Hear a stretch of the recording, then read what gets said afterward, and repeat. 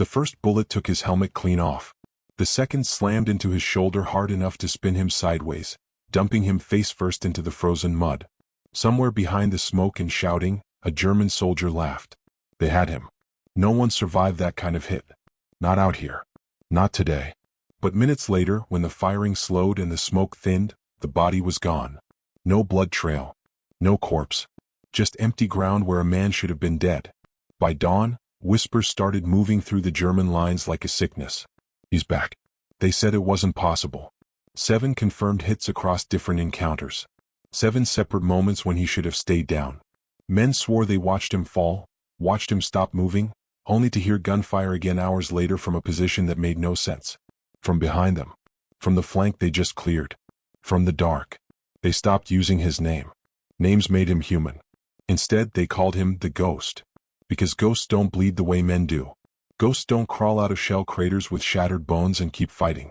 Ghosts don't stalk entire units alone and leave bodies lined up like warnings. Yet every time they thought the nightmare was over, it started again. A sentry vanished during the night shift, rifle still leaning against the trench wall. A patrol walked into a stretch of forest and never walked out.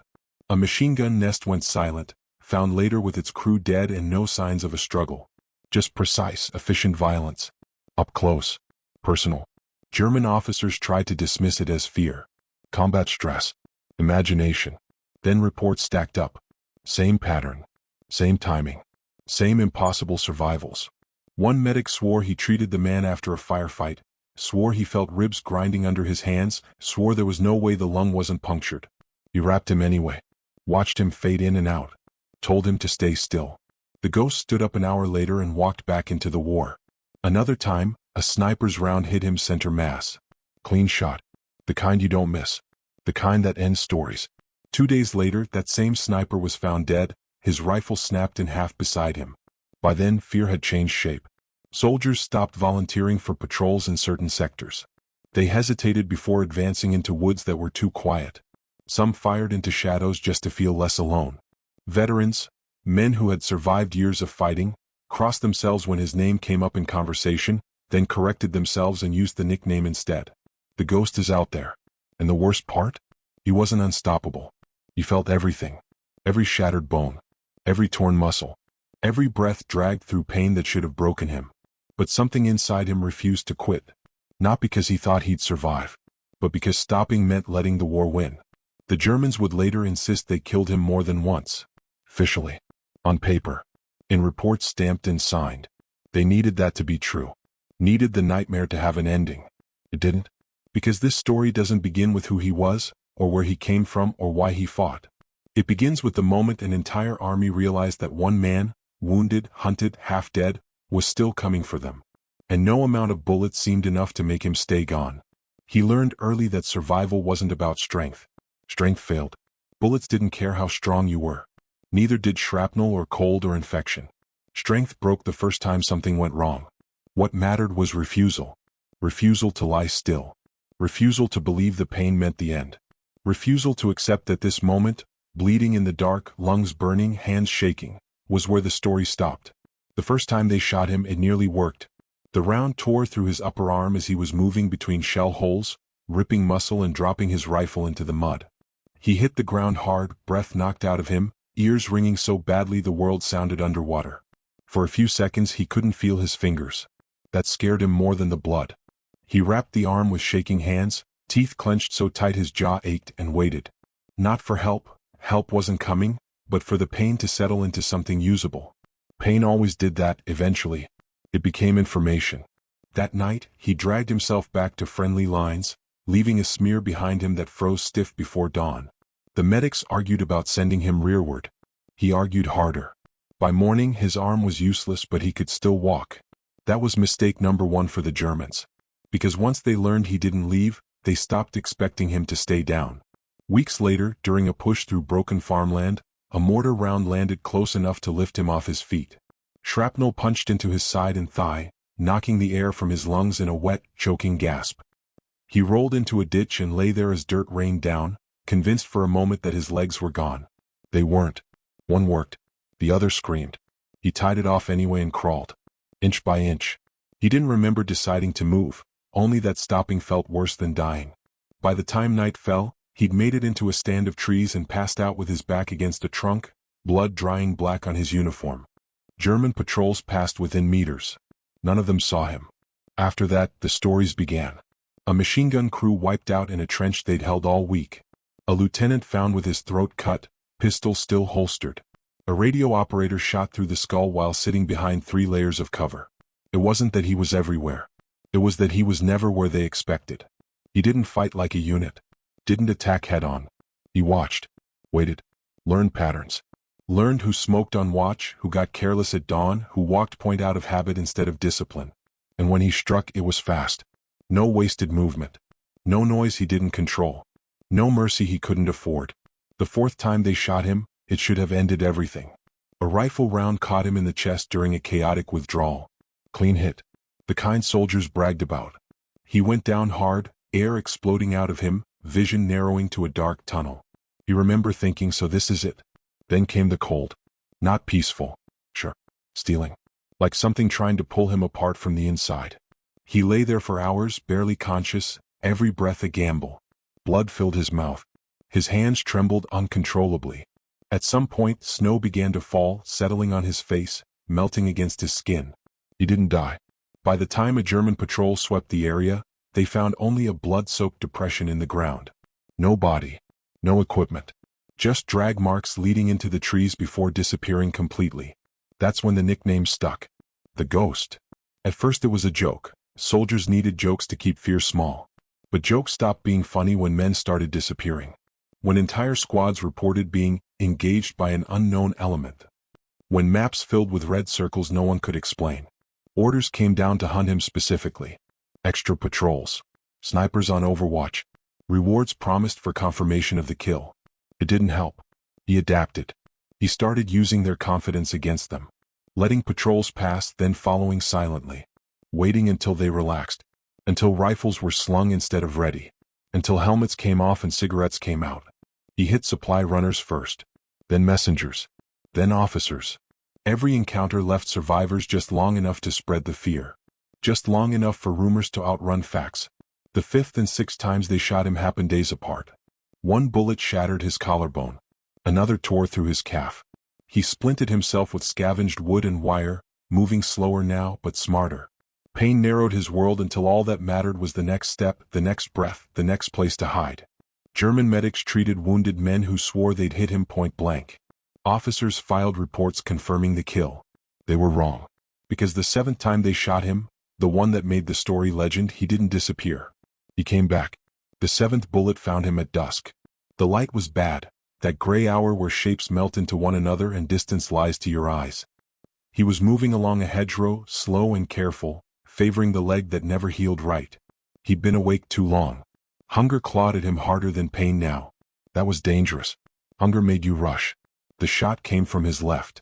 He felt it before he heard it, a hard, hammering impact just below the ribs. The world folded inward. His knees gave out and he rolled into the dirt, gasping, air tearing in and out of him in short, useless bursts. Warmth spread under his coat. Too much warmth. This one was bad. He knew it instantly. A German sniper worked the bolt, calm and precise. He'd been tracking him for days, following signs no one else noticed. Bent grass. Disturbed snow. A rhythm to the killings that suggested patience, not panic. The sniper fired again. The second round punched into his side as he tried to crawl, snapping bone and stealing what little breath he had left. He collapsed face down, cheek pressed into frozen earth, vision swimming. The sniper waited. That was the difference between a professional and a fool. Minutes passed. Then more. No movement. No crawling. No miracle recovery. When the sniper finally approached, rifle steady, he was certain. The Ghost was dead. They confirmed it at close range. 2 shots. Massive blood loss. No pulse they could find in the fading light. They took his weapon. His identification. Left the body where it lay. Orders were clear. Darkness was coming and no one wanted to linger. That night the report went up the chain. Target neutralized. Confirmed Kia.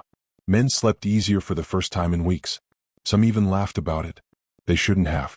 Because sometime before dawn, the body was gone. Not dragged. Not carried. Gone. What the report didn't mention was the temperature dropping hard overnight. Cold enough to slow bleeding. Cold enough to buy time. What it didn't mention was that the bullets missed the heart by millimeters, or that pain, familiar, crushing pain, had dragged him back from the edge once again. He woke alone. Couldn't sit up. Could barely breathe. Each inhale felt like glass scraping his lungs. He lay there for hours, letting the world drift in and out, knowing that if he panicked, he'd waste what little strength he had left. By the time he moved, it was desperation that moved him. He didn't walk. He crawled. Hands numb. Vision blurred. Every inch stolen from the earth like a debt. When he reached the trees, he didn't remember how. When he collapsed into cover, he didn't remember stopping. What he remembered was anger. Not loud anger. Not rage. Cold anger. The kind that settles in your chest and burns without smoke. The Germans realized their mistake 3 days later. A supply convoy vanished on a forest road that had been declared safe. Wagons stood abandoned, horses dead in their traces, throats cut clean. No ambush signs. No scattered shell casings. Just silence.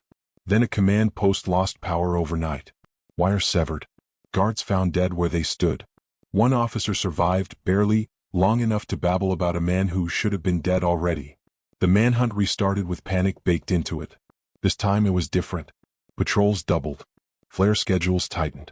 Orders came down to avoid isolated movement. Some units refused night operations entirely. Veterans recognized the shift immediately. Fear had crossed the line into belief. They didn't think he might be out there.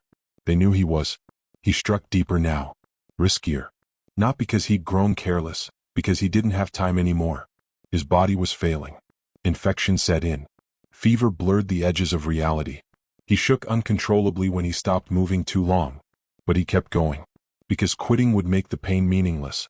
In one village, he waited inside a ruined church for an entire day, unmoving, listening to boots and voices echo off stone. When night fell, he moved like a shadow through the nave, leaving 6 men dead without firing a shot. In another encounter, a young German soldier froze when he saw him emerge from the smoke, pale, gaunt, uniform stiff with old blood. The soldier later said it was like looking at a corpse that refused to lie down. Word spread faster than orders could contain it. Some soldiers swore he couldn't be killed. Others insisted he wasn't human at all.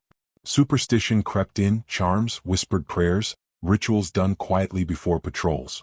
The officers hated it, because superstition meant loss of control. And control was already slipping. The ghost didn't need to win battles. He just needed to make the war follow him. By the time winter fully settled in, the Germans had stopped pretending this was normal warfare. They drew maps covered in pins and grease pencil marks, trying to predict his movements like weather. They assigned entire platoons to areas where only one man was believed to be operating. They rotated troops constantly, hoping exhaustion would break him before fear broke them. It didn't work, because he had stopped thinking in days. He thought in moments now. The next breath. The next step. The next target close enough to matter. His wounds never healed. They layered. Old pain became background noise, replaced by sharper, newer damage. Fever dreams bled into waking life. Faces blurred together. Sometimes he spoke out loud without realizing it, words torn loose by exhaustion. But when it came time to act, clarity snapped back into place. Like instinct taking the wheel. The Germans finally cornered him near a river crossing they couldn't afford to lose. Supply lines ran through it. Communications depended on it. If he broke it, everything behind it would suffer. So they baited him. A deliberately sloppy patrol. Too loud. Too predictable. Officers knew the pattern by now. He'd follow, wait, strike from the blind side. They set snipers high. Machine guns hidden. Flares ready. For once the trap worked. When he moved in, the night exploded. Flares turned darkness into harsh white daylight. Gunfire tore the silence apart. Dirt kicked up around him as rounds chewed into the ground. He ran, limping, staggering, forcing himself forward while pain screamed for him to stop. A bullet hit his back and spun him down the riverbank. Another tore through his side. He slid into the water hard, the shock of cold stealing what little air he had left. The current dragged at him, heavy and relentless. He clawed for purchase, fingers numb, vision narrowing again. This time felt different. Final. He hauled himself onto the opposite bank and collapsed behind a fallen tree, chest heaving, blood pouring freely now. The sounds of pursuit closed in, boots shouted orders, dogs barking somewhere nearby. He checked his weapon. Empty. No more miracles. The Germans spread out, methodical. Professionals now. No shouting. No panic. Just clean movement, rifles ready, net tightening. When they found him, he didn't run. He couldn't. He pushed himself upright against the tree, breathing shallow, eyes sunken, face gray with exhaustion. He looked less like a soldier and more like something the war had forgotten to finish. They aimed anyway. An officer stepped forward, cautious, pistol raised. He studied the man in front of him, trying to reconcile the stories with the reality, this broken figure swaying on his feet. "So," the officer said quietly, almost to himself, "you're the ghost." The man didn't answer. Not because he was defiant. Because he was done talking. When the shot came, it was mercifully clean. Afterward, they stayed with the body until dawn. No one slept. They watched. They waited. They checked for breathing, for movement, for anything that suggested the nightmare might begin again. When morning light finally revealed the body unchanged, something like relief passed through the unit. This time they burned him. There would be no grave, no marker, no chance for rumors to grow roots again. The reports went up. The patrols resumed. The flinching stopped. Slowly, the war reclaimed its familiar rhythm of misery. But the fear never fully left. Because even after his death, things didn't return to normal. Units avoided certain forests without being told why. Soldiers hesitated before crossing that river. Veterans corrected new arrivals when they laughed at old rumors. "Careful," they'd say. "He doesn't like jokes." The ghost became a story told late at night, a warning wrapped in legend, a reminder that sometimes the war pushed back, that sometimes it took everything it had to stop one man who refused to disappear quietly. And somewhere in the paperwork, buried beneath stamped forms and official language, was the truth they never liked to admit. They didn't beat him. They endured him. Wars like to pretend they're clean once the shooting stops. Reports get filed. Numbers get added up. Lines get redrawn on maps. The dead are counted, categorized, and buried under language that makes loss feel orderly. Victories are declared. Defeats are explained away. History moves on. But the men who were there know better. Because some things don't stay on paper. Long after the ghost was burned and the ashes scattered into a river that no one wanted to name anymore, his presence lingered in the spaces between orders. In the pauses before patrols stepped off. In the way rifles were gripped a little tighter at dusk. He became a reference point. When a unit vanished unexpectedly, someone would mutter his name, not because it made sense but because fear doesn't need logic. When a sentry swore he heard movement where there was none, no one laughed. They remembered too many times when nothing had turned into bodies. New soldiers arrived who had never seen him, never heard the shots, never walked past the places where blood had soaked into frozen ground. They learned anyway. Stories have weight in war. They carry lessons without instruction. And the lesson of the ghost was simple and unsettling. One man can matter more than an entire unit if he refuses to stop. Not because he's stronger. Not because he's braver.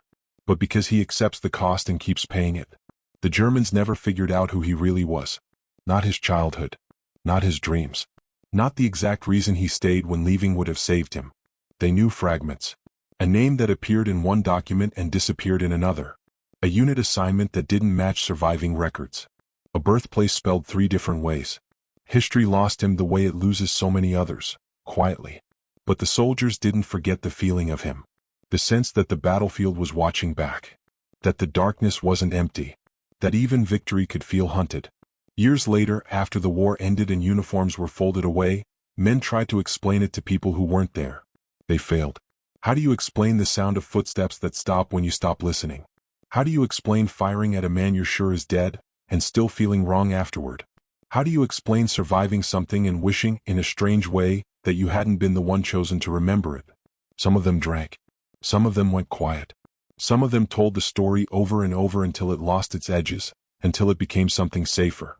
But even softened, it never became harmless. Because the ghost wasn't terrifying because he couldn't be killed. He was terrifying because he could be, and it still wasn't enough. 7 bullets. Broken bones. Blood loss that should have ended everything. Any one of those would have been a reasonable stopping point. He ignored them all. Not out of heroism. Not out of madness. But out of something far more dangerous. Resolve. The kind that doesn't announce itself. The kind that doesn't care if anyone is watching. The kind that doesn't need to win, only to continue. That's what armies fear most. Not weapons. Not tactics. But refusal. Because refusal can't be bombed. It can't be negotiated with. And it doesn't stop just because the rules say it should. In the end, they burned him to make sure the story had an ending. But legends don't end when bodies do. They end when people stop needing them. And the truth is, soldiers will always need stories like his, stories that explain the moments when logic failed, when survival felt personal, when the war stopped being about flags and started being about one man in the dark who wouldn't go away. Somewhere, decades later, a veteran paused while walking along a riverbank that looked ordinary to everyone else. He stood there longer than necessary, staring at the water, feeling something old stir in his chest. When asked what he was thinking about, he shook his head. "Nothing," he said. But he didn't move right away. Because even time couldn't fully erase the memory of a man the war tried to kill over and over again, and failed to silence until it had to destroy him completely. And even then, it never truly did. They called him the ghost because it was easier than admitting the truth. That sometimes the most dangerous thing on a battlefield is a man who has already accepted that he's supposed to be dead, and keeps going anyway.